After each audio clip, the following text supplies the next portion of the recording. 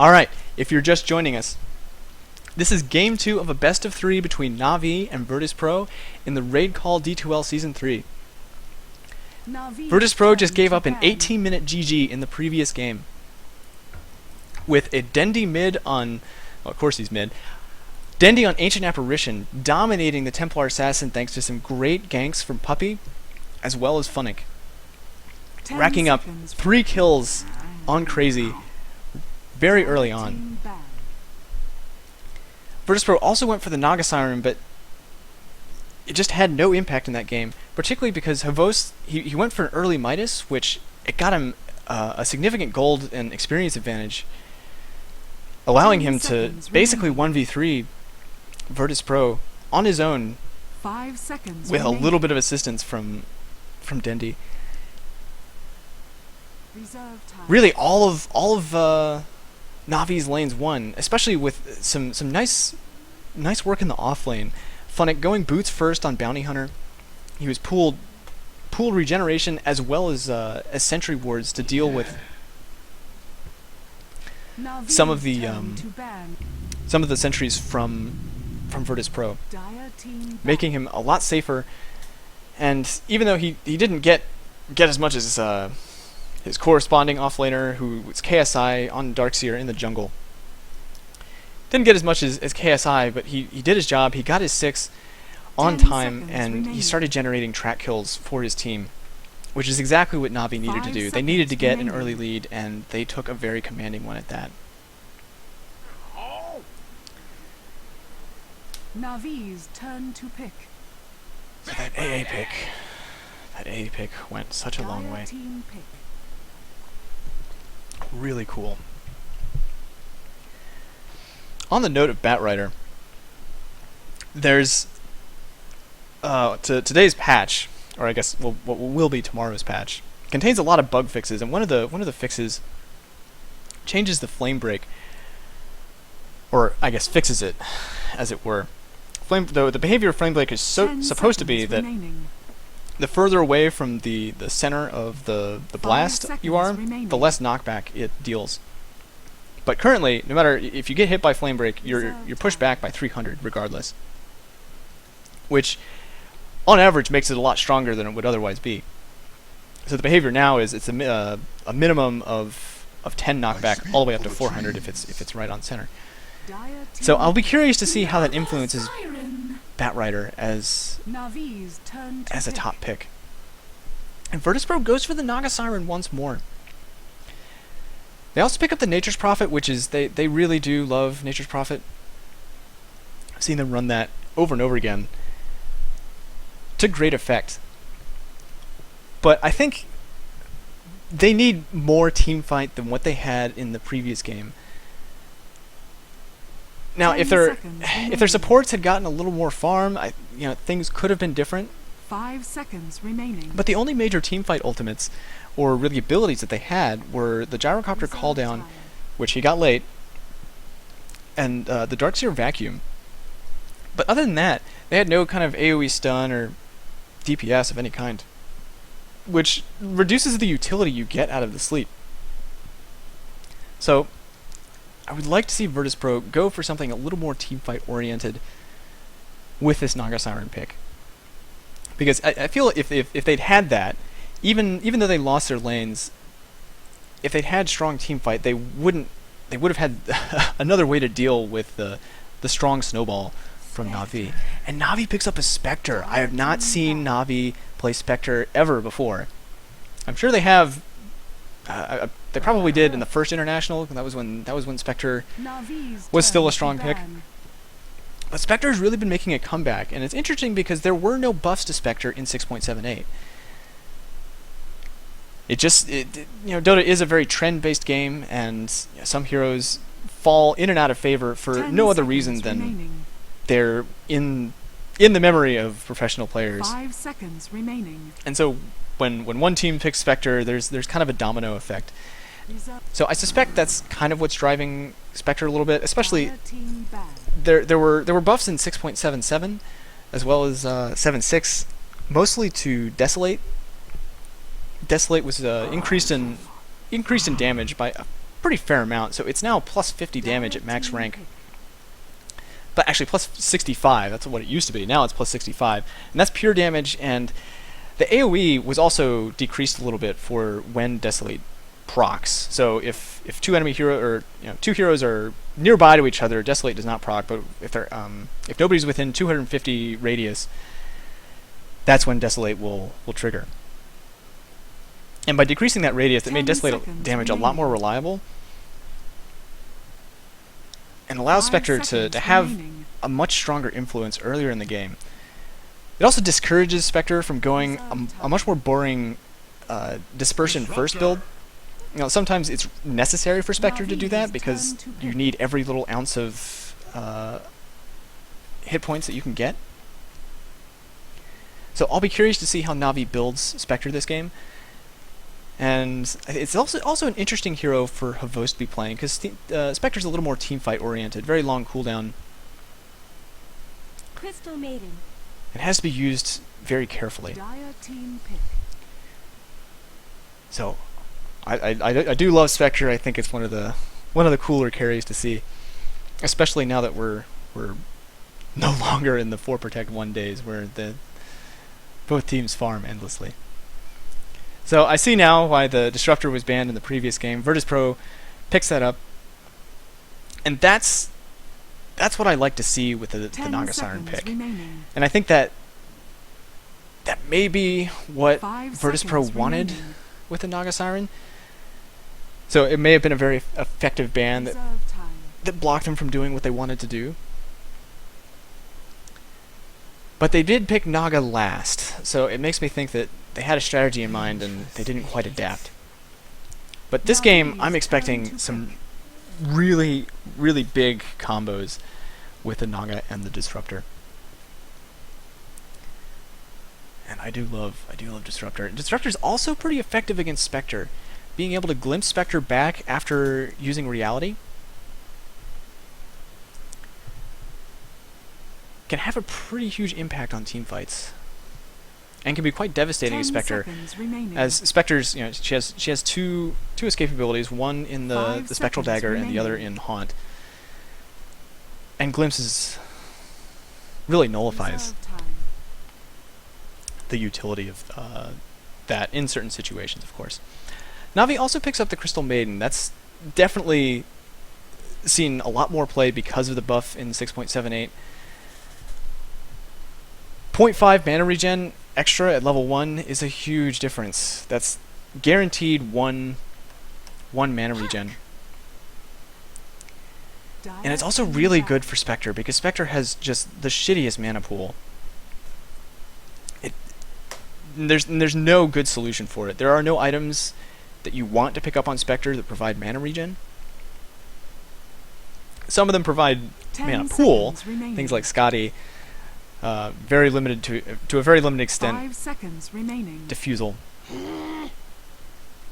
But other than that, I mean, those are later game items, and it's the first 20-25 minutes that Spectre's mana pool is such a problem, because all she can really do is Dagger and Haunt, and that's her entire mana pool gone. But with Crystal Maiden, really helps Spectre out a lot in lane.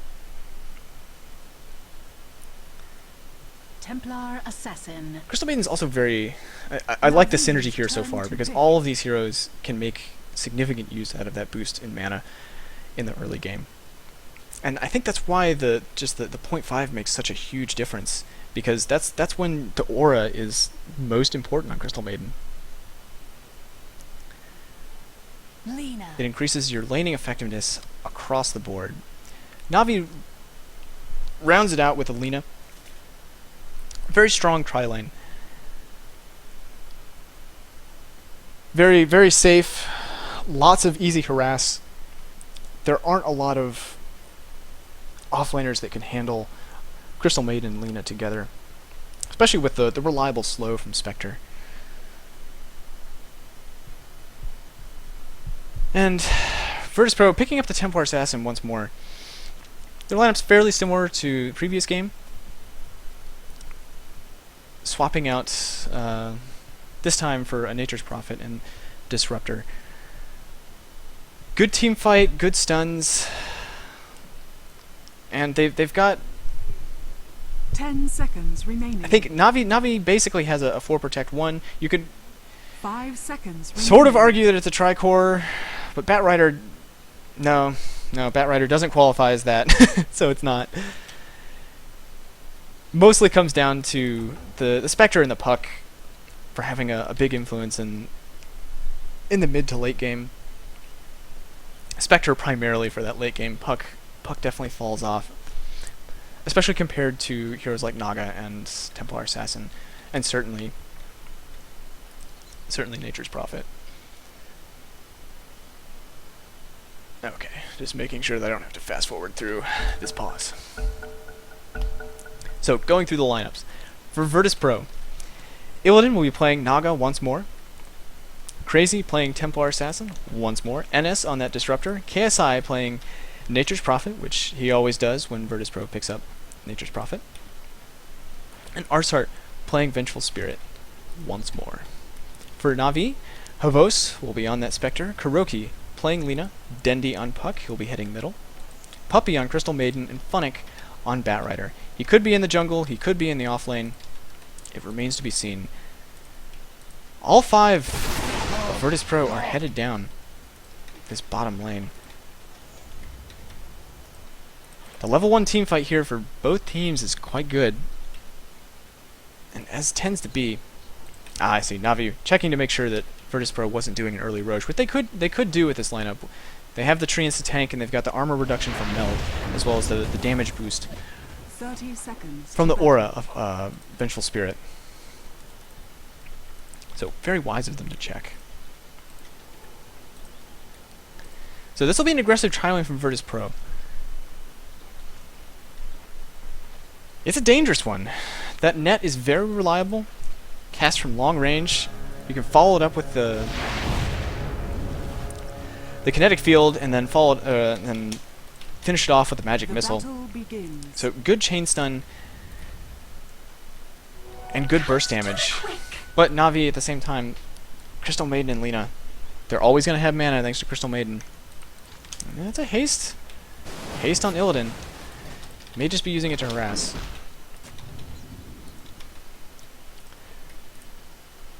So I think this trialing could go either way. It's all going to depend on play and control over the pole. Over in mid, TA has an advantage over Puck. TA's harass is very reliable. And it's almost impossible for Puck to phase shift out. But it will come down to Dendi's good positioning, and Dendi's position is pretty much always flawless, so I expect basically an even match in mid. Up in top lane, Batrider versus Nature's Prophet. Favors Batrider, especially as the lane goes on. Once he's got multiple points in Sticky Napalm as well as a point in Firefly, he's able to take out the treants without too much trouble. And he can really present a lot of danger to KSI. That Sprout does not provide any protection against Firefly as it burns through the trees. And additionally, in terms of last hitting, Batrider will have that advantage because of Sticky Napalm. So I expect funnik to be winning this lane. That said, KSI provides a 4th hero down in this tri-lane. If virtus.pro begins the chain stun, that's plenty of time for KSI to begin his teleportation. Come on, and turn the let's tide. get this over with.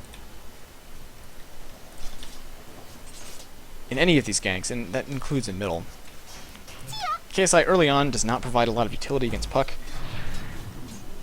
Later in the game, if he picks up an Orchid, which I think would be a very strong pick for him in this game, that is one way of dealing with the Puck. Actually, Dendi. Don't mind me. I don't know why I continue to be surprised by this. Behold. But Crazy's having a lot of trouble handling the harass. And at the moment is actually falling behind. I'm happy to see TA again, and I think this is entirely a result of the Bottle Crow nerf. Although, as I say this, he's Bottle Crowing. But because old mids that really relied on the Bottle Crow are no longer as reliable, or have nearly the advantage that they used to. Oh, Dendi's got to be careful. Whew, that was close. Very good phase shift. That makes TA a little more competitive against many heroes.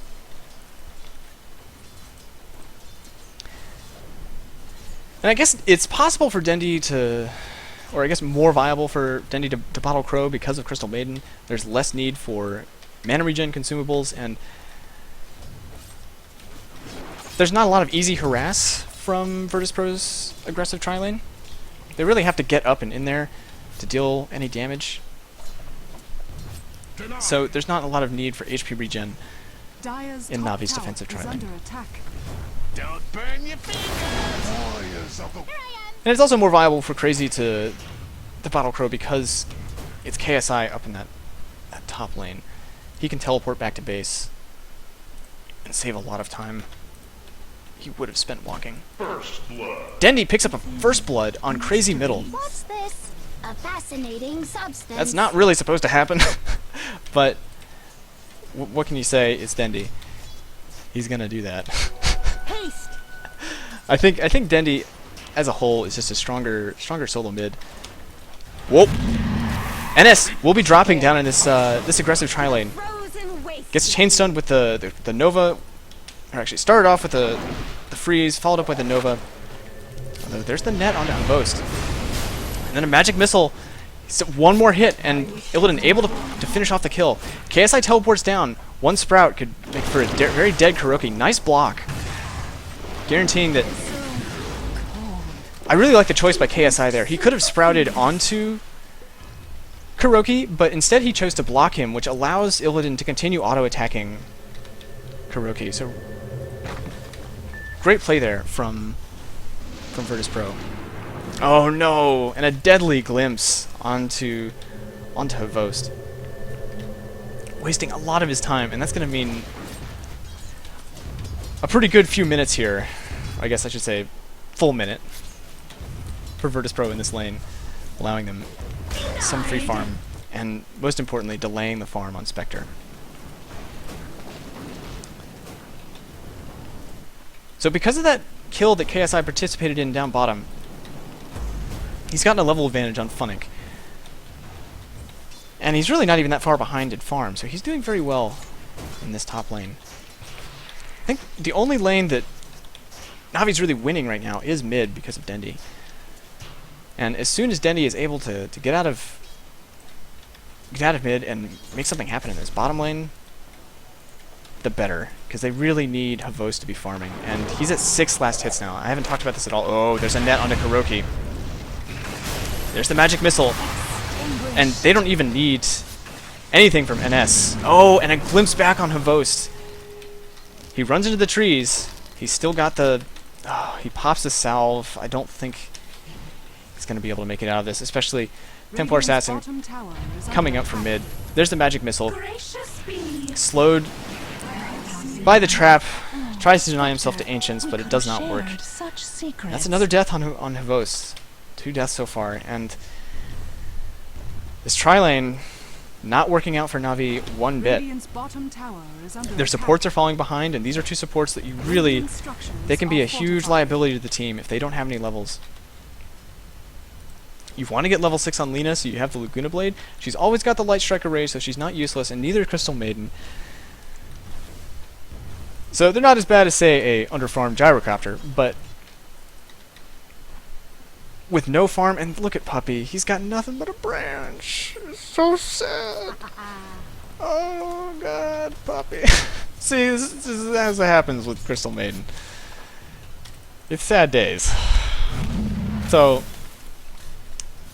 Puppey's gonna be a pretty easy kill. Oh! There's a kill onto KSI up at top. Ashes. kuroky goes top. This is a good rotation from Navi. They realize it's stupid to keep going back bot. There's a solo lane up here. Let's make use of that. Dire's top And with tower kuroky up is here- under attack. hvost should be relatively safe for the time being. They just gotta watch for the teleports. In particular, TA is quite good against Spectre in the early game. Spectre's vulnerable to strong gankers, which virtus.pro has a lot of that. Oh, Puppey picks up his brown boots. Good for him. That actually is going to save his life here. But the bottom tier 1 will go down. It's the first tower of the game in virtus.pro's favor. Oh no, Crazy's got to be careful. There's a Dream Coil. Pops a refraction in time to dodge the Dragon Slave. But Meld does not save him. Finished off with a Light Strike Array from Kuroky. And that's a dead Templar Assassin. So once more, the Templar Assassin losing to Dendi mid. Unfortunate for virtus.pro, but not devastating. Nature's Prophet has been doing very well, and Illidan has had free farm. So I started talking about last hits earlier, and that hasn't really changed. Oh no, there's a Magic Missile onto Puppey, followed up by the Spirit Wave. Wave of Terror. Dire's middle tower is under attack.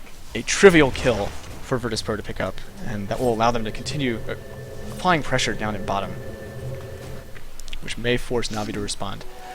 Oh, there's a Dream Coil. No, that was not a Dream Coil, that was just a Waning Rift. Funnik has... Oh, very nice sleep from Illidan. Funnik was just about to lasso on NS. And that could have been a kill. He doesn't have Blink or anything yet, so he's not going to be able to catch up. Unfortunate for Navi, they get nothing out of their time spent in bottom. This is another tower going down. Very nice deny from Kuroky. Really nicely done.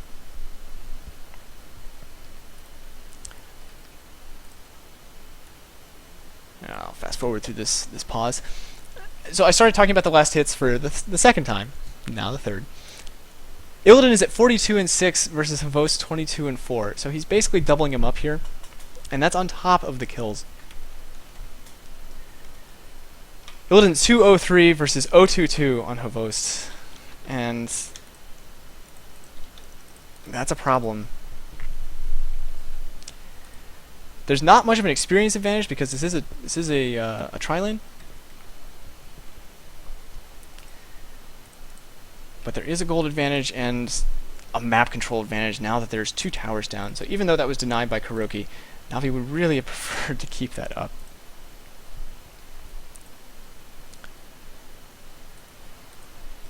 hvost should be safe in this top lane for the moment. It'd be very easy for virtus.pro to rotate and take that tower out, and they really don't want to be giving Navi any, or Spectre any free time to farm, especially unnecessarily.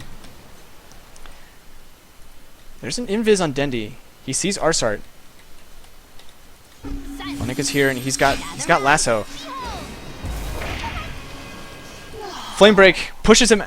Very nicely done, actually. Flamebreak pushes ars-art out of the coil, stuns him, allows Puck to finish him off without any further hijinks on the part of virtus.pro. So Navi's getting kills, but they're mostly on the support so far. There are the 2 kills on Templar Assassin.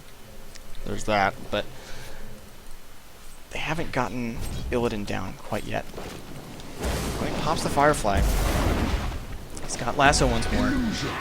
If he eats a magic missile, then he's not going to be able to do anything here. There's a haunt from hvost. And actually, Illidan is right here. This is should be a dead Templar, or a dead Naga Siren. This is a good fight for Navi. Laguna Blade finishes off KSI, no problem, but Vengeful Spirit gets a return kill on Kuroky immediately. But Dendi finds another kill, takes out NS. So that's a good fight for Navi. 3 for 1 and a buyback on Illidan. I'm not sure what the purpose of this buyback was. He didn't have TP off cooldown because he died in the middle of a TP. And he also doesn't have his ultimate, so he wasn't going to be just immediately returning and have that going for his team. So some wasted money from Illidan. Really turning that fight, what was just a bad fight, into a very bad fight for virtus.pro. And it's going to put Navi back in the game. That's some much needed experience going towards hvost. Does interrupt his farm a little bit, but he'll take it.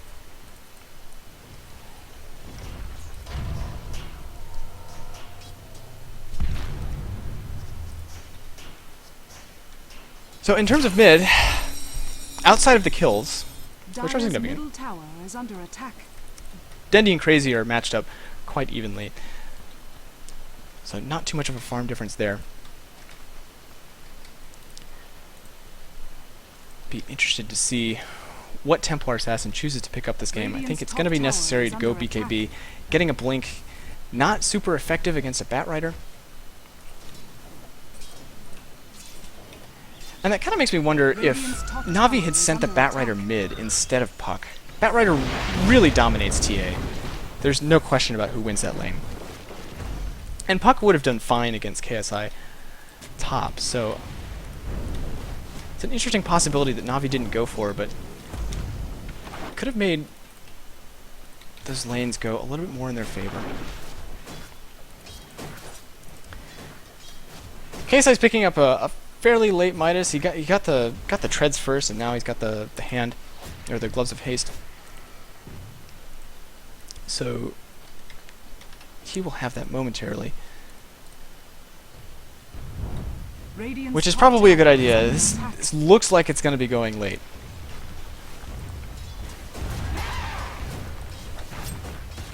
Both teams have a pretty decent ability to turtle, Dire's middle tower and they're is both under fairly attack. strong in the late game, so they Dire's have structures are fortified. an incentive to Radiant's top tower is under attack. stick it out. Radiant structures are fortified. So 8 to 6, 13 minutes in. Let's take a look at the golden experience graphs. About 3,500 Radiant's top tower in favor, has fallen. actually, of Navi. I think primarily as a result of that last fight. So I guess the difference before them was not actually very big. And only about 1,000 gold in favor of virtus.pro. So as negative as I felt like things were going for Navi, they really haven't fallen far behind. The early towers for virtus.pro looked like a big advantage. But now that they're gone, and they did get the top tier 1, so all the tier 1s for Navi are gone, and Navi have yet to pick up a tower of their own. Which, man, it really makes me question this gold graph. I mean, it's only 2,000 and there's a 3 tower difference. Is the farm difference really that significant? Huh. Very curious indeed. Double damage. You know, I think it must have a lot to do with funnik, as well as dendi. But funnik, he never left the lane, whereas KSI, he teleported out a number of times, sacrificing some farm, which is why he's gotten the late Midas.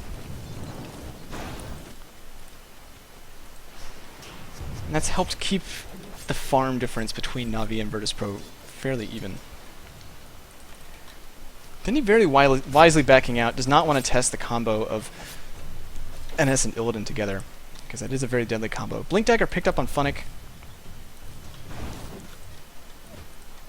I suspect that he and Dendi will be looking to make something happen, and hvost, actually, Dendi picks up his own Blink Dagger as well. So the mobility on Navi just shot up by quite a bit. And hvost he's always going to have this, the haunt available to join in a fight, which is one of the great advantages of Spectre as a carry. He can continue farming as long as he wants. If he's got that haunt, and he can join in a fight at a moment's notice. There's a smoke up on 3 for virtus.pro. They're going to find funnik. Oh, but excellent blink. He disjoints the net. He saves his life right there with amazing reaction time. That was really well done. And a dead funnik would have been very painful, especially just after buying the Blink Dagger. Really wanted to start finding kills. And that's a waste of time for virtus.pro.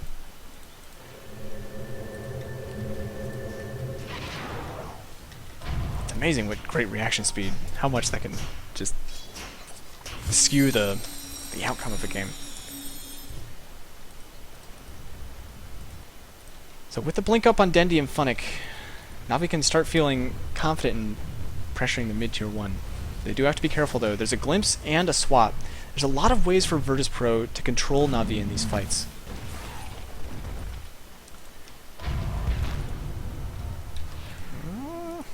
Oh, I see. Okay. I was wondering. I heard the trap explode, and I was like, ah, someone's getting jumped on, but it's funnik, and he blinks away. Radiant's bottom tower troubles. is under attack. Chainmail picked up early on hvost. He's going for a quick blade mail. You don't see that very often. Blade mail in general, it's just not a very efficient item when you have low HP, because you're looking at, I believe it's 60% damage return. Now I need to check this. It says any damage, but I'm pretty sure it's 60 to 80%.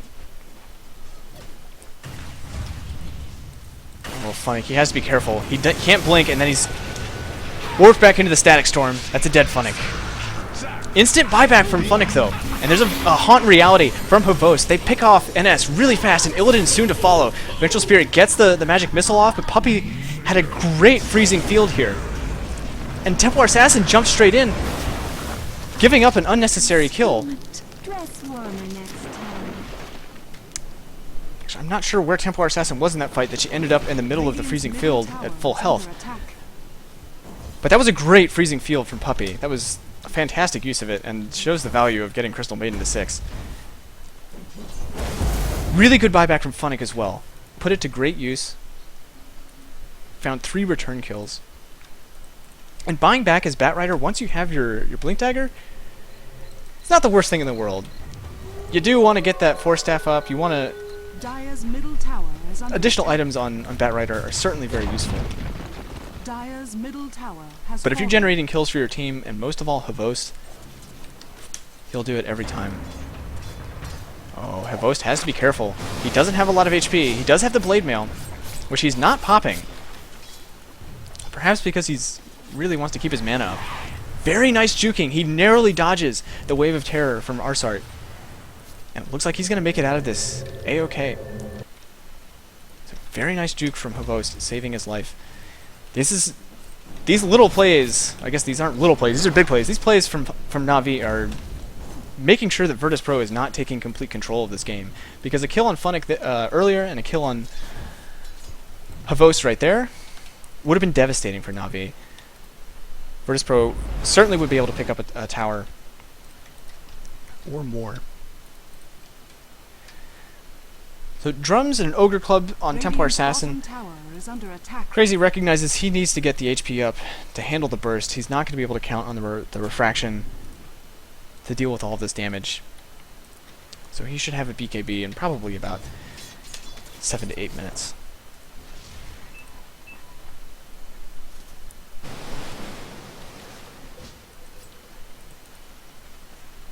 illidan, meanwhile, he hasn't picked up much. He was sitting on... He's gone for a lot of mid-game items. I mean, look at his inventory. He's got Magic Wand, Poor Man's Shield, Ring of Basilius, and Drum. And that makes him useful right now. But it delays high-impact items by quite a bit. So it seems like they're most interested in the sleep from illidan for the moment, which they... Until he hits level 11, that's the problem of Naga, is that until he hits level 11, does not provide a lot of utility. Sells a Poor Man's Shield to pick up the Aegis, and that was a very quick Roche for virtus.pro, which they probably could have gone for sooner. They've had map control for quite a while, and they took out the two most relevant towers for Navi to challenge Roche. Dire's structures are fortified. Dire's top tower is under attack. And that's going to allow virtus.pro to be a lot more aggressive in the next few minutes. It should turn into a few towers for them. hvost has his haunt up, and he's actually at this point got a very large level advantage over illidan. illidan still has not gotten that level 11. Dire's top tower is under attack. That makes every use of sleep very costly. As much as it is possible for virtus.pro... Oh, there's a glimpse back onto hvost. He's trapped inside the net. There are three here from virtus.pro.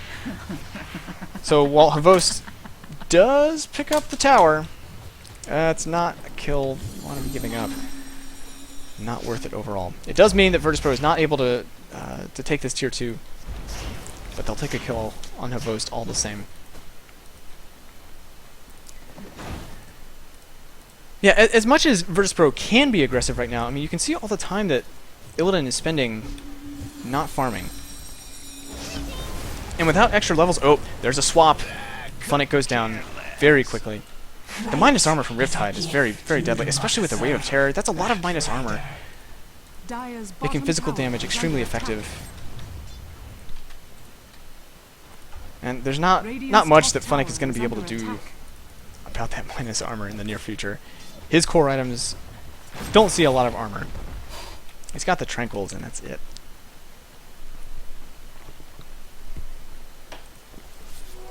Regeneration. Swiftly to the temple's defense. And most importantly, that kill gives Illidan his level 11. Taking a full 60 seconds off of the sleep, meaning the cost of using it is a lot lower. And possibly resulting in, yeah, they could have 2 sleeps for the duration that's left on the Aegis. Dendi's picked up his ultimate orb, so he's going straight for a sheep stick after that blink. Ghost Scepter picked up on Kuroky, which is a very nice pickup against Templar Assassin. Means that Crazy is not going to be able to just take Kuro out of the fights. Funnik working towards that Force Staff. And a very tanky puppy. He's got Treads, Wand, and 2 Bracers, which... Radiant's bottom That's where tower Crystal Maiden is wants under to be. attack. Not going to be able to just 3-shot this Crystal Maiden out of the fight. Radiant's bottom tower has fallen. So Navi wisely not taking that fight. No reason for them to do that when hvost is happily farming top. And a fight against the Aegis probably not go very well. BKB very close to being done on Templar Assassin. Will be really necessary for her to have the necessary DPS in these fights. 3,500 gold on Illidan. Be very curious to see what he goes for. With that much gold, it could be the Radiance. It's a decent pickup on Naga Siren with all of those reliable illusions. Oh, hvost has got to be careful here. Oh! That was an obvious kill. There's a sleep used by Illidan. There's a buyback from KSI, but they get NS before the fight really goes down. hvost is dropping very low. He goes down. Dendi has to be careful here as well. Aegis used on Illidan. Kuro's drawing them away. And so far, it's a 2 for 2. Almost a 2 for 3 because it's a buyback from KSI, but Puppey, he's probably going to go down here. He's slowed. He's already used his freezing field. And that's a triple kill for Crazy. So a bad fight for Navi. They did get KSI twice. He lost a lot of money in that fight. But Illidan lived through all of it. Didn't get much experience, really. He wasn't in range for it. And it was a good choice by Kuro to run this direction. Splitting up virtus.pro and effectively saving Funnik. Couldn't save Puppey, but it's Crystal Maiden. He's gonna die a lot in these fights. So not the worst fight, it wasn't a disaster, but definitely favoring virtus.pro.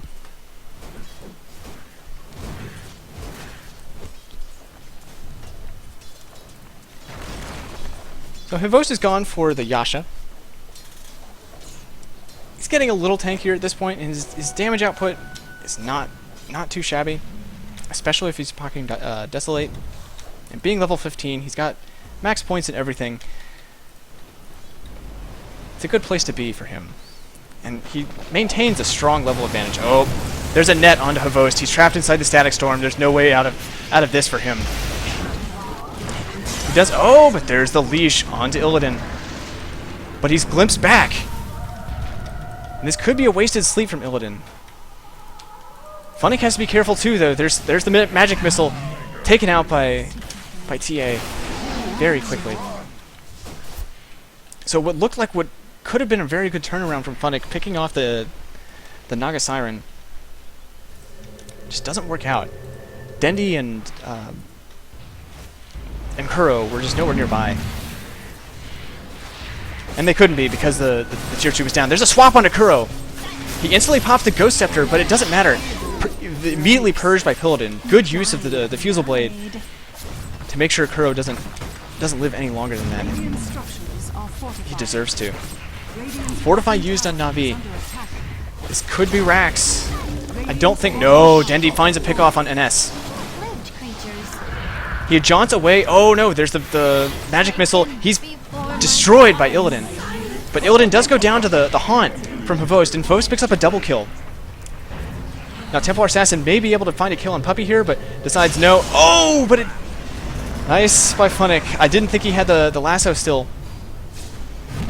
But delaying the TP... That's a triple kill for hvost. I would have loved to see what the cooldown was on Flaming Lasso there, because it must have just been coming off cooldown. Funnik had used the lasso on Illidan just before that push, so it must have been really close. And Crazy may have been able to get away. So ultimately that was... I gotta find a better word than ultimately, I swear to God. I say that all the time. Bad fight for virtus.pro. Great fight for Navi. Now, hvost did die. I don't think that was a buyback from him. I need to check here. That was not a buyback from him. He came back to life and was able to put Haunt to spectacular use. And that puts him in a wonderful place. He's at level 18 right now. Oh no, NS could have made a huge mistake here. The Blade Mail is going to be dealing a lot of damage to him, and he skips right through the trees, is not at all concerned about what KSI is doing. Oh, but there's a swap onto Kuro. Kuro gets a little far out, eats the Magic Missile, followed by the Riptide. There's the Flaming Lasso onto Illidan, and Kuro's able to activate the Ghost Scepter, pops the Laguna Blade onto Illidan. Illidan's 300 HP. Gotta be really careful. Kuro does drop. Dendi might be able to find Illidan here. 140 HP, Flame Break finishes him off. Dream Coil onto 2. But Templar Assassin has the BKB off cooldown, has to be careful. Haunt, popped by hvost. He's jumping into the fight, dealing a lot of damage with the Desolate. Not going to be able to find KSI because he is stealth. Although they've got vision because there's a gem on Dendi. Templar Assassin has used the BKB. He has no easy out of this. There is no TP for him available. So as soon as that Spectral Dagger is off cooldown, they should be able to take Crazy out. Especially because they've got that gem. They're gonna make him work for it. They've got a long way to go, so this is gonna be a drawn out. Well, he does it. He delays long enough. Good use of the traps. Kites them just long enough. And now hvost has to be careful. There's the glimpse back. Does he have the Static Storm in 4 seconds? If he'd had the Static Storm, although this could be a mistake, hvost deals a lot of damage. And that this dispersion is gonna kill. It's gonna kill NS. So I don't know if that was the right decision by Templar Assassin to keep fighting hvost. That dispersion is just doing so much damage. And they've got to gem, should they finish him off? But hvost is now very deeply in, and he chooses to immediately TP out, and he makes it out. He lives. Puppey takes one for the team. Well, that was a long fight. Oh my lord. Okay. We need a much longer combat log than what this puny bullshit is. I swear to God. hvost picked up a shitload of kills there. That was a just wonderful fight for him. He was level 18 after that last fight at bottom. And after all of those kills, he walks out level 21. He's doing fantastic. Compared to Illidan, who is level 14, hits 15 thanks to this Roche kill. But, Lord Almighty. Gotta cool off after that.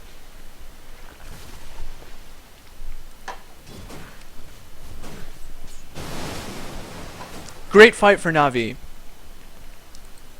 At any point, if Navi had lost these fights, they would have lost bottom racks for sure.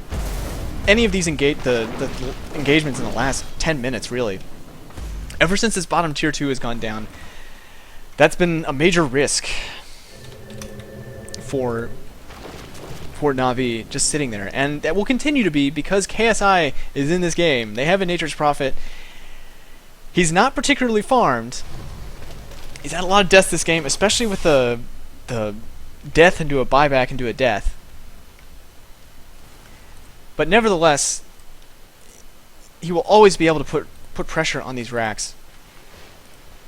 Invisibility. But the one thing, or not the one thing, but one of the things, because there are so many things, Spectre's quite good at dealing with Nature's Prophet. Although Navi's being very aggressive. That's the Scythe of Ice finished on Puck at the same time as Nature's Prophet, and that was also a Radiance picked up on Spectre just a minute ago. Will be very strong for burning through those refraction charges. I think he's sick of Templar Assassin shit. He says no more to refraction. And that's going to deal a lot of damage to these poor supports on virtus.pro. Actually, Vengeful Spirit doing okay. I've seen virtus.pro do this before, where they kind of go for the carry Vengeful Spirit. Radiant's middle tower. And this isn't a carry, but the beefier, the semi-carry Vengeful Spirit, I should say. And it's 1600 HP on Vengeful, Dire's top tower. as well as the Medallion. Although there's a Dream Coil onto 3, followed up by the Waning Rift. There's the Haunt. Is he gonna Reality? He does. He realities into the sleep, and the sleep does nothing about the Radiance. Lasso onto Crazy. He not able to pop the BKB in time, and he goes down. 3 for none, going in favor of Navi right now. And the Aegis will be used on Naga Siren. There is no sleep. There's no way for Illidan to get out of this. And down he drops. That's a 4 for 1, or 4 for none, I should say. Going the way of Navi. The only one not dying in that fight is KSI. I think wisely choosing not to be involved in that shit show.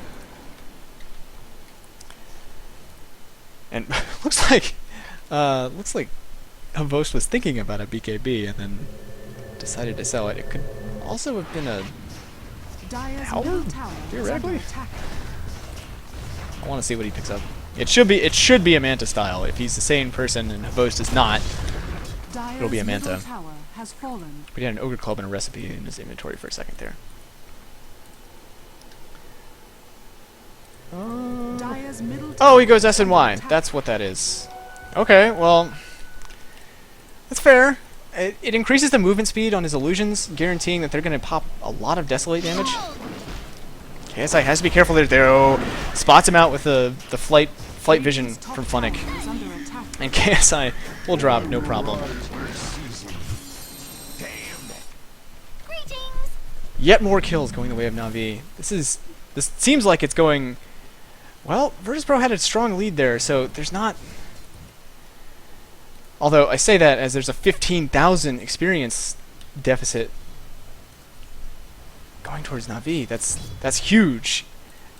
That may be mostly hvost, who's level 22 at 35 minutes in the game, which is like really, really fantastic.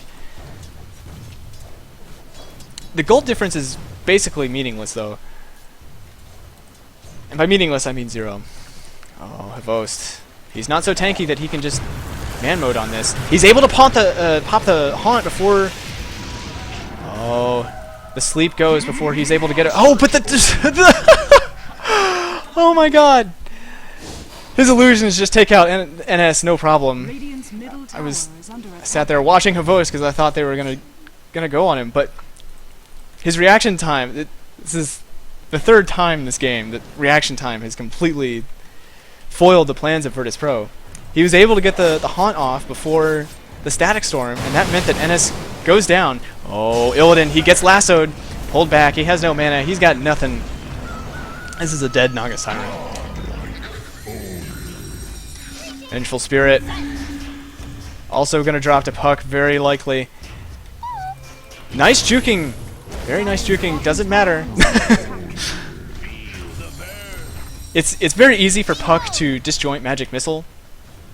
And so ars-art started the animation for Magic Missile Oh, Puppey interrupts the teleport. Gives time for Dendi to teleport in. He's got the gem. KSI is going to go down. More kills just streaming in for Navi. I could not bear to be away from the Oh, there's a glimpse back, but NS still goes down. NS can't deal with hvost at all. But hvost is in trouble here. He's got 300 HP left. Instantly buys back. Regeneration. There's a lasso onto Templar Assassin. Dendi's taking a lot of damage though. He's got to be careful. There's a 4-step in from funnik. KSI has been Laguna Bladed, sheeped. He goes down. There's a buyback from Templar Assassin, immediately running back to bottom tower. Kuro eats a magic missile. He goes down, no problem. Illidan is back. Got sleep in 5 seconds. We'll probably not be able to catch up in time here. Yeah, both Dendi and funnik, not easy to catch. So chasing him off. What is this game? this is a lot of fun.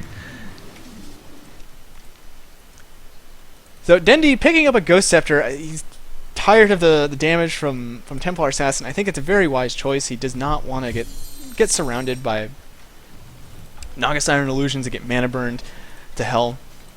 So that Ghost Scepter will do a lot of work, especially as Illidan, he's burning through the charges. He will not have them forever.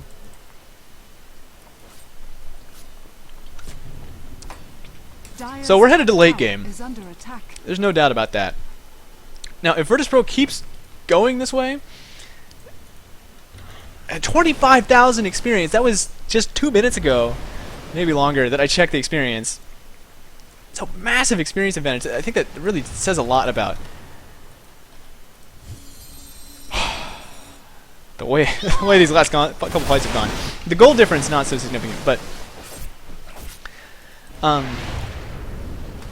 if virtus.pro keeps doing this, then yes, Navi is going to take it relatively soon.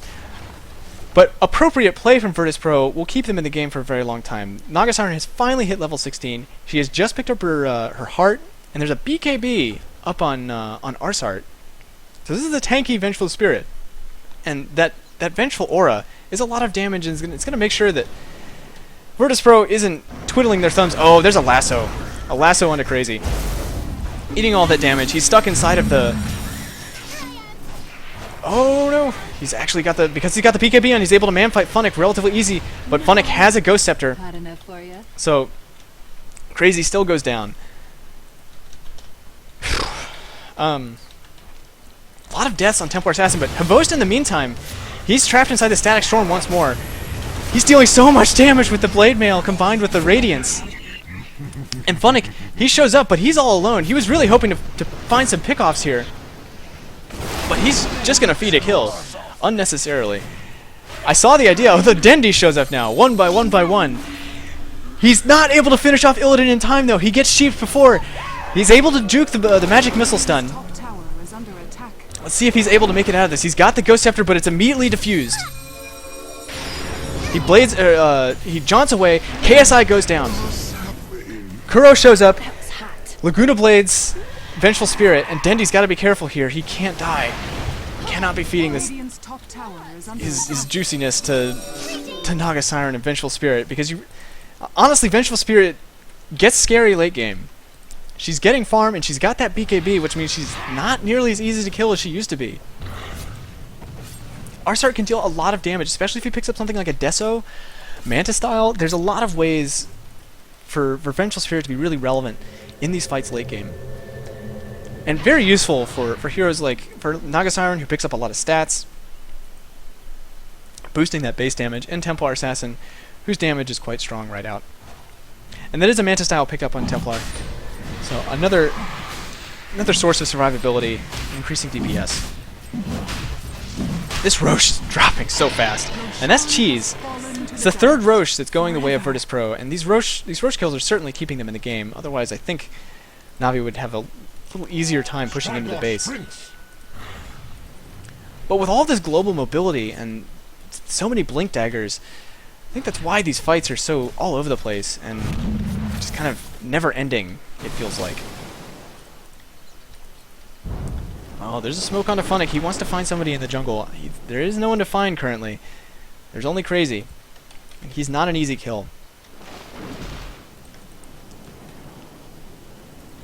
Meanwhile, KSI is also in the enemy jungle, so both teams wanting to be aggressive. Aghanim's Scepter picked up on Lina. Did not realize that Kuro was building that. So Laguna Blade, that's 1250 damage. Good lord. That's a lot. I don't think I've ever seen Lina pick up an Ags in a professional game, so this is pretty cool. And the range goes up to 900. I think I've picked up Scepter on Lina once, so the stats are a little more unknown to me. Smoke used on virtus.pro, they're not going to find anybody. Meanwhile, Navi is also in the enemy jungle. They want to take some towers. They are going to have to go back and defend, though, because virtus.pro wants to push. They've got Aegis and Cheese, and there's a nice, healthy creep wave here and no tower. So, I think Navi could be a mistake. They need to start TPing immediately. Is under attack. Radiant's bottom barracks are under There are the TPs. hvost will stick around because they really want to get this tower. Kuro has to be careful. He gets blinked back to top. So Funnik is not in this fight. The Fortify is used and the bottom racks go down.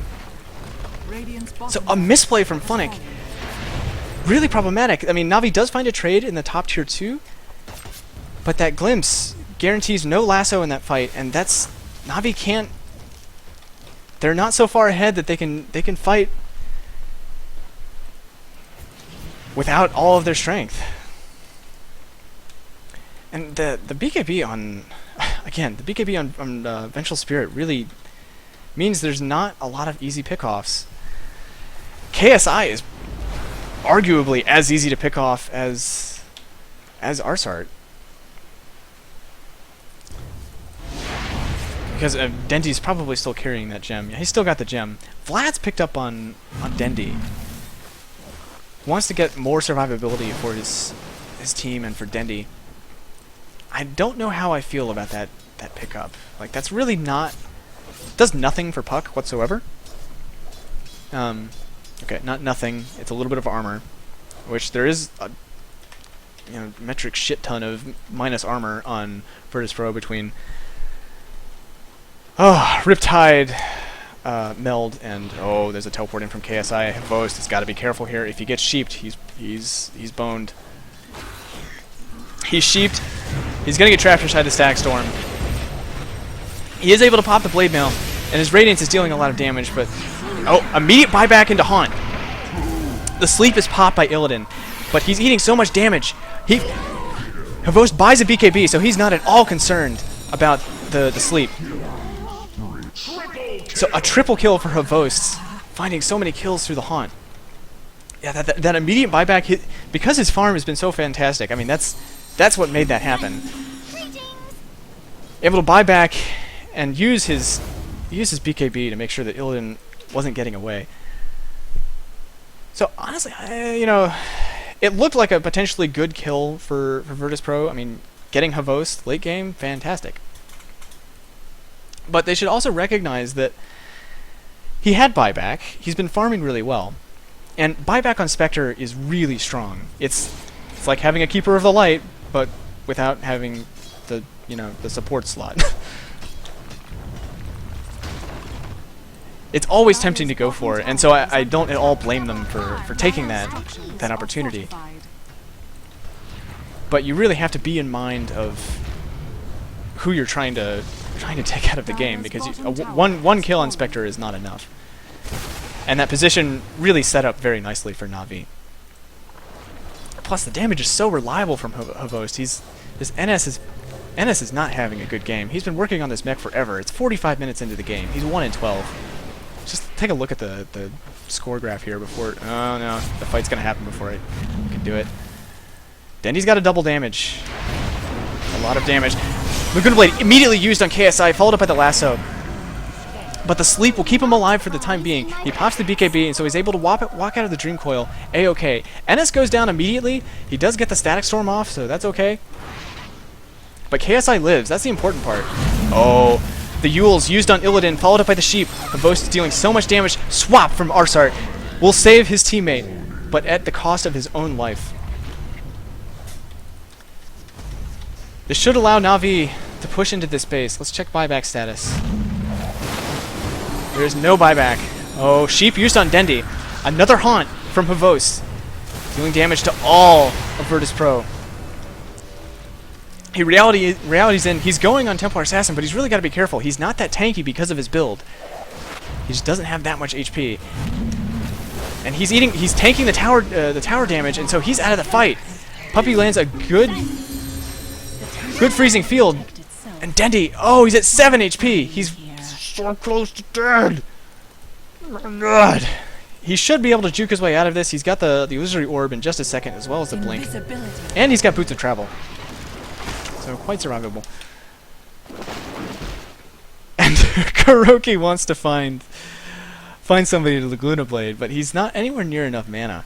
It's 680 mana to use your level 3 ult, and his mana regen is not fantastic right now. I kind of have to question the Ags pickup a little bit. It is huge burst damage and allows Kuro to stand a little further back in the fights. It's also a good way of dealing with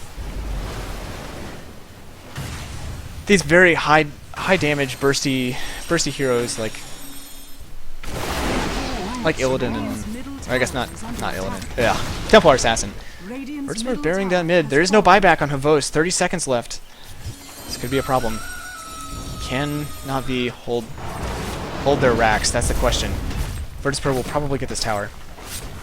Yeah, the Laguna Blade just doesn't seem to be making the difference in these fights. It is a problem. Oh, swap onto funnik, followed by the sheep. He's eating so much damage, but so is ars-art. So ars-art does pay. So, there's the sleep used, and actually illidan goes down with the flame break from funnik. So what looked like a good swap, they basically blew their wad on funnik, and he was still able to make it out. Their damage is just not that reliable. So Navi takes another good fight for them. And I thought their tier 3 would go down for sure, but they hold it.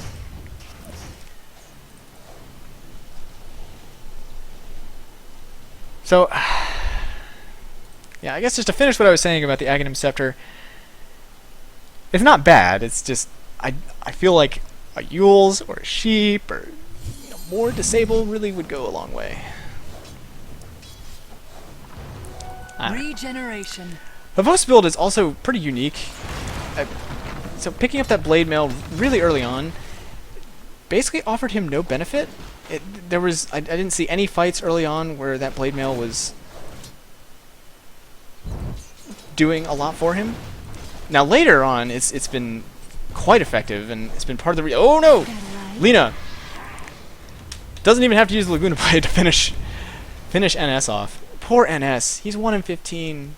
This poor son of a bitch. He's not having a good game. And it's not his fault either. There's just a lot of ways for him to get taken out of these fights.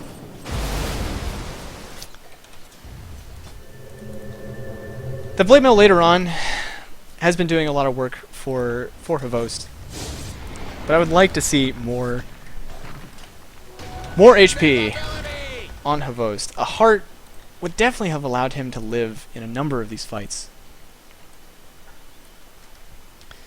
I have a pause here, which, oh, there we go. Oh, I've gotten really good at that.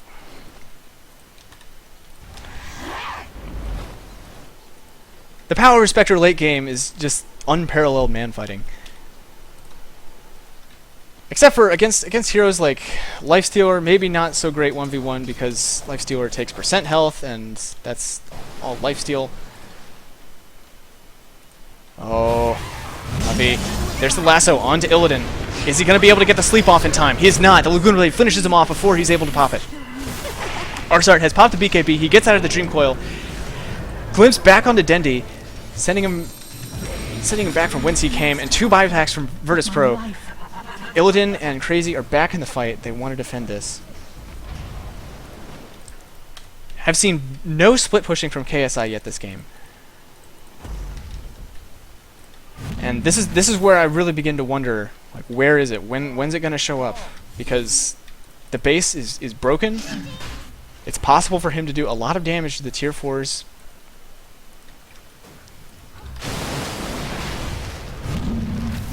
And to force Navi to back. Now, Navi has not really... They've only ventured into... Oh, this is a Roche going the way of Navi. I don't think that virtus.pro is going to be able to do anything about this. They don't have... Their support's up, and without them, their team fight is just not good enough. So that's an Aegis. That's an Aegis on hvost, and Puppey picks up the cheese. He may transfer that to Dendi. Although Dendi doesn't have room. Daedalus picked up on KSI. So Navi, as I was saying, they've only made it up into the dire base once this game before getting forced back. And Can't outrun a wildfire. so I guess I shouldn't speak too much about KSI forcing Navi to back, because Navi has not spent a lot of time on their side of the map. But have yet to see any split push from him. His damage is going to be very good, especially with this Daedalus up. Won't be very good for dealing with hvost. He'll probably kill himself much faster than he kills hvost. 6,000 gold, or 6,700 on hvost right now. He could straight out buy a heart. Picks up. He's going for butterfly. I think that's a pretty good place. Increasing his damage output and providing evasion against a very auto attack heavy team.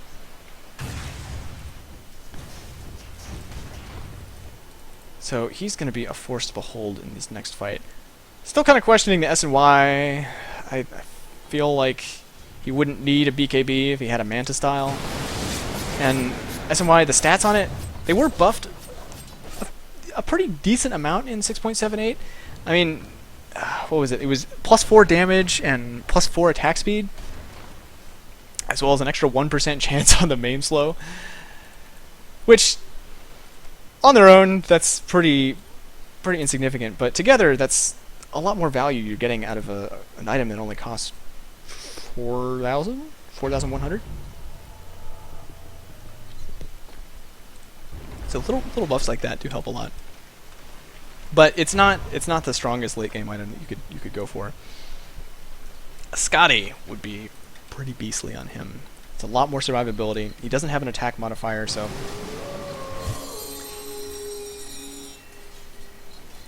that wouldn't be a problem. And it's a much better slow than the main on that S&Y. He's hitting like a truck now, though, especially once he gets near that Vlad's aura on Dendi. Which, I'll go back to questioning this. I don't know.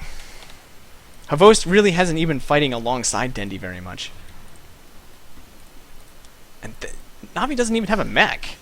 This is another weird thing. There's 2 ethereal blades on Navi right now, but no mech. That's... I mean, mech does extra healing to ethereal units. And mech would provide better pushing power than a Vlad's would. And certainly a lot more survivability for Dendi. virtus.pro's grouped up top. At least 2 of them are. Dire's structures are fortified. Illidan with the sleep Dire's alone middle tower is under attack. may be able to delay the push long enough for KSI to be a threat. And Crazy, he's got a TP, so he can come back at any moment. Ennis really has to live. He needs to stay further back. I mean, yeah, he's still 1 in 16. His play has been fine this game. It's really not his fault. But at this point, he's gotta stick next to somebody and make sure he's not taking any Desolate damage. Or even go for a Ghost Scepter. He might eat more Radiance damage, but that's not anywhere near as bad as the Desolate damage, especially now that hvost has a Butterfly. That's 60% more Desolate procs.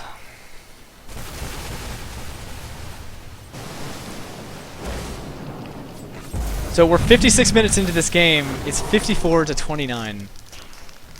This has been a really exciting game so far. I mean, these gold and XP graphs mean nothing.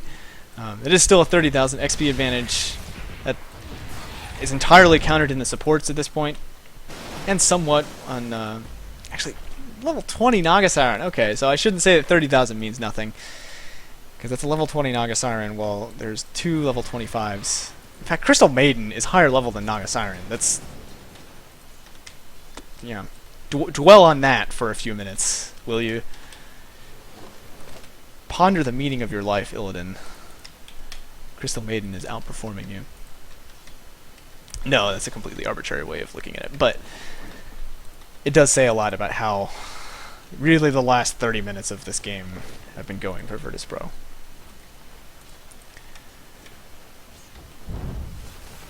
Well, level 2 Fusel is up on Illidan. He's had that for what? Oh, there's some sheep onto NS.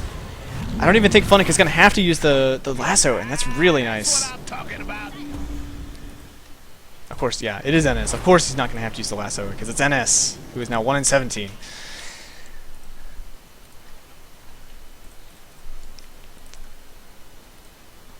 Though, you know, they kill him, but that means nothing for Navi's ability to break the base.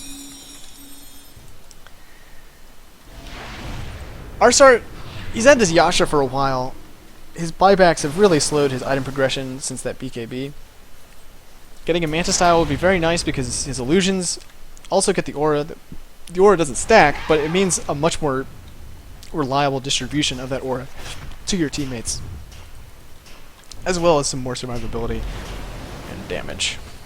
Especially since the Vengeance aura is base damage, so getting agility is quite efficient on Vengeful Spirit. funnik picked up the Shivas a long time ago. Probably like 10 minutes. He is almost 6-lettered at this point, and with that Ghost Scepter, we could see yet another Ethereal Blade on the side of Navi. These late game builds, they get weird. Thanks. They get real weird. There's a Demon Edge up on Nature's Prophet. Expect to see him go for a Monkey King bar, which will be the only way that they can kill hvost in these fights. There are no other reliable sources of damage. Naga Siren does decently, especially with the Vengeful Aura. But Templar Assassin's damage is... You're looking at 279 damage versus a 2300 HP, 30% evasion, 35% evasion, sorry. Spectre. And then there's another 22% dispersion, plus the armor. His effective HP is really high. KSI's almost finished his Monkey King bar. He needs to not die. And there are 2 teleports down from Navi. Are they going to be able to find KSI first? And they do! There's the lasso interrupting the teleport. KSI drops. No problem. He does buy back, but that's an 1800 gold. hvost trapped inside the Static Storm, but he pops the PKB. He's taking a lot of damage, and KSI, his auto attacks are huge right now. The net will secure him in place, and hvost goes down. But immediate buyback from hvost. He's almost 6-lettered at this point, so buybacks are not the biggest problem for him. He would like to get that last item as soon as possible. But he's able to immediately join back for the push in mid. But this is dangerous for Navi. KSI can always port bottom and start split pushing. He can also go top, which is where he is right now. Rax are taking a lot of damage. They use the fort. Question is, who will ars-art swap? Oh, NS gets caught. He has the Ghost Scepter, but it doesn't matter. Templar Assassin pops the BKB, is dealing a lot of damage. Laguna Blade finishes off Vengeful Spirit, no problem because the BKB is ended. Lasso onto KSI, pulling him further back. The BKB is over, so he takes the Shiva's damage. Puppey drops to the damage from Crazy, and looks like virtus.pro has defended the base. I can't believe it. They actually managed to do it. I don't know how many buybacks were used. None, in fact. So, not relevant.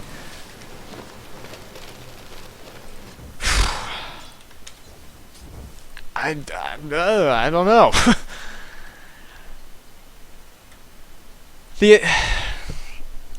I guess I'm going back to this Ethereal Blade on Lena because that was what killed killed ars-art there. With a Ghost Scepter, that's plus 40% damage on your 1250 damage ult. That's a lot. But they're killing, I mean, they're killing ars-art, and that's not, like, they need to kill KSI. Which, I don't know, I guess, it's pretty good. But it just doesn't seem like Navi's problem is... Okay. Dendi buys a level 5 Dagon straight out. Gets rid of that nasty Vlad's and picks up more burst damage, which that's gonna be... Oh, it's a level 4 Dagon. My mistake. So level 4 Dagon, that's gonna be 800 damage, as well as the Ethereal Blade. There's gonna be some nasty combos coming from Navi, especially with... Nope. Funnik has not yet picked up his Ethereal Blade. The 5th Roche of this game has dropped, the 4th for Virtus.pro.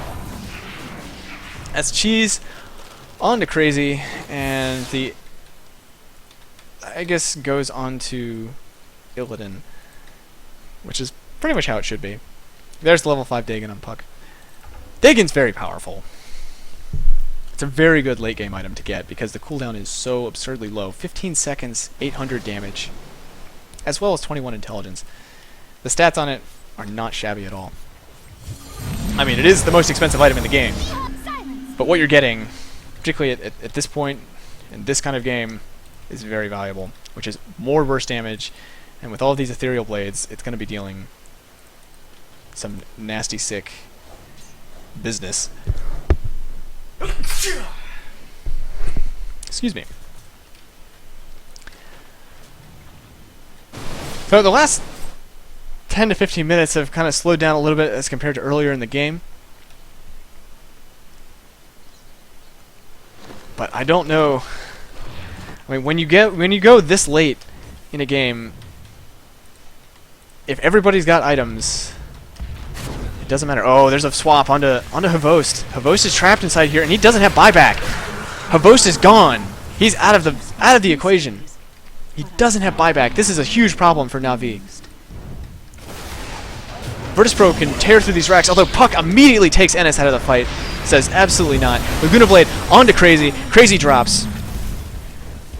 Is not even able to use the cheese in that fight. And the remaining... Who's left on Virtus.pro? I can't believe this. The supports on Navi are super dangerous. They have so much burst damage because of all of these Ethereal Blades. And they're probably going to be able to take Illidan out. Now, he does have his sleep, but he doesn't have a TP. Didn't have room for it. And Funnik's got his blink. He's got Yules. He's got a lot of ways of taking Illidan out. But they know that KSI is back. They don't want to test their luck. They know that overextending here could mean the end of the game. And as I was going to start saying, when you get to this point in the game, when everybody has farm, and Virtus.pro is pretty far behind in that regard.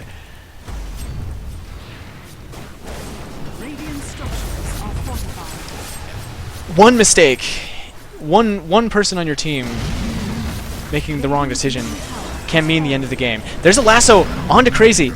Still, he gets taken out before he can even pop the cheese for the 2nd time in a row. Massive. Virtus.pro is taking out the tier 3. They're dealing damage to the mid racks, but it doesn't look like they're going to be able to take it down. They took Crazy out too fast, and they need him in these fights. Illidan, there's no way out of this for him, although he's got that goddamn sleep. So he can wander away for a little bit and delay the inevitable. Small mistake from Funnik, blinking a little bit too early, so wasting that. But they should be able to catch up with him. Oh, but there's a glimpse, pushing back Funnik. NS stepping out, saving his teammate, although Puppey might find him. Oh, NS, are you going to die for the 40th time this game? Oh, KSI drops to Batrider with Puck top. That's another kill on NS. 1 and 20 this game. Oh, this poor motherfucker. Illusion. Level 15 at 66 minutes. So sad. So he does save Illidan, but with all those deaths, There are no buybacks left on Virtus.pro. KSI cannot buy back, and he's probably the most important. This leaves hvost to just rock these barracks. The sleep used again on Illidan. It's almost like having a fortify on a much lower cooldown. Dire's structures are fortified. So it'll delay it for the time being. But KSI, he's down for another 50 seconds, so I don't think that they're going to be able to save these mid-racks, which will be the first racks down in favor of Navi. So it doesn't mean the end of the game. Has fallen. Dire's middle barracks has fallen. But they may just, they're going to rotate straight up the top. They realize they've got 35 seconds left without KSI, and he is what's keeping Virtus.pro in this game. This could be it for Virtus.pro. We'll have to see. 67 minutes into the game, 64 to 33. Can Navi finally end it? They've tried for so long. Radiant's middle NS tower is probably wants it to end. 1 in 20. There's a lasso onto Crazy. funnik has been spot on with these lassos all day, every day. hvost is trapped inside the static storm, so he's not going to be as effective for the moment. But KSI is finally back. Radiant's middle barracks are under attack. And there's a buyback from ars-art. NS is basically irrelevant in these fights, so that kill does not matter so much.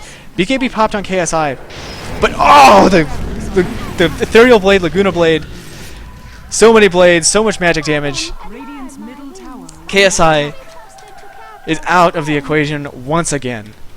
Radiant's middle barracks has fallen. And Illidan soon to follow. That Dagon does so much damage. Barracks are under attack.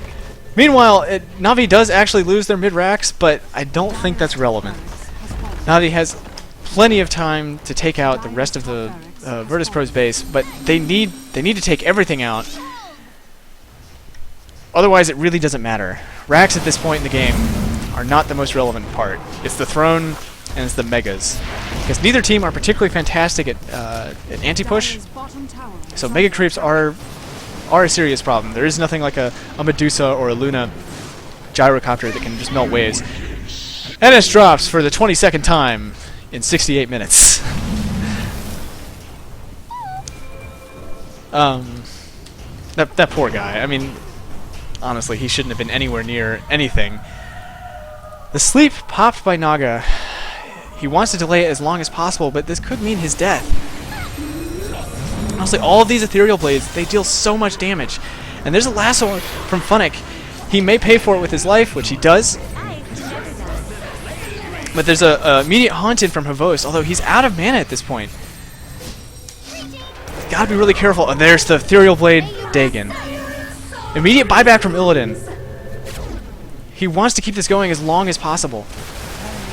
And KSI actually finishes off kuroky with his ultimate. Dendi's got to be careful too. He's at 300 HP. Blinks away. Looks like he'll be safe. So Navi does not manage to take the base. 69 minutes into the game. They've team wiped Virtus.pro so many times, but they're just not able to do it. And that sleep, like I said, it's like a fortify. Actually lasts longer because it lasts 7 seconds, and it's on a 60-second cooldown. And that's been able to slow the push long enough to keep Virtus.pro in the game. Navi still has the clear advantage here, especially now with an AC on funnik. I think Navi realizing that they needed to get some anti-push items. Honestly, if they'd had an AC, they would have taken everything there. No problem. Although, Virtus.pro has to be careful. There's the lasso onto Crazy for the millionth time this game. hvost drops. Immediate buyback. He does not have reality, though. Or haunt. Puppey, he's got his freezing field in about 5 seconds. Dire's middle tower is under attack. Full TP out from Virtus.pro. They cut their losses. They get a kill on hvost and force a buyback. Not the most relevant thing at this point, because what else is hvost going to spend his money on? He's 6-slotted. He's got his heart.